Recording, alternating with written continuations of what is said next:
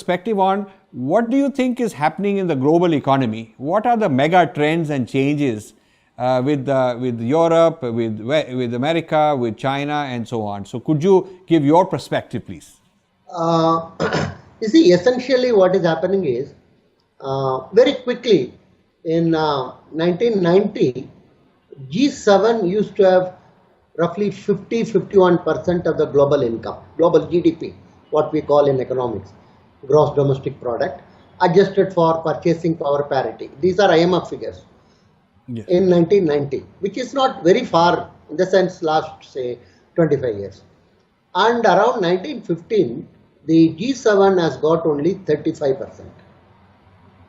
In 1990, the emerging economies, which are primarily India, China, Brazil and Indonesia, plus other countries, they had something like 35%. In 2015-16, they are having something like 51%. And the forecast suggests that G7 will be having something like 25% in another 4 or 5 years, which means the remaining will be 75%. So this is the crux of the issue, what one can loosely call the decline of the West, which started in 1820 because of colonialism as well as industrial revolution. I think a 200-year cycle is coming to an end in 2020, from 1820 to 2020.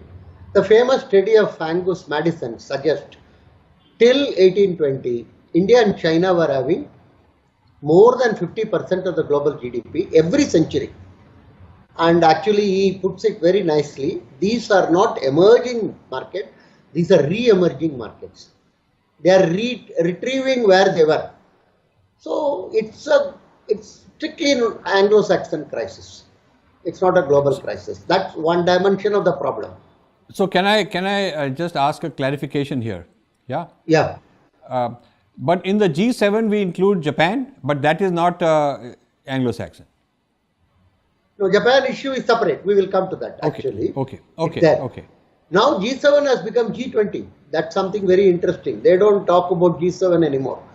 And say, put it, when you are in crisis, you increase the size of the group because the per capita suffering will come down, right? So they have included India, China, Brazil, everybody into G7. But that's not still a cohesive group, because still the main dining table G7 is only sitting. Our Indian Prime Minister and others are given a stool and asked to sit in the side, primarily. And so what happened is, if you look at the history of last 2000 years, the declining powers are more dangerous, extremely, because they don't want to leave their seat. Nobody is going to leave their seat just like that.